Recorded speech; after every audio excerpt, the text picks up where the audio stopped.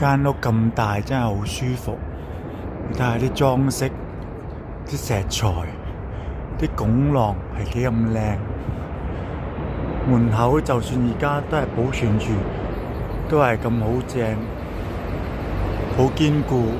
尤其嗰啲花樽型嘅咁樣嘅圍欄呢，到而家都依然呢係美輪美奐嘅，周圍啲綠化都好舒服。對住就係維多利亞海港，你睇下中環嗰邊都睇得到，正唔正啊？呢度呢，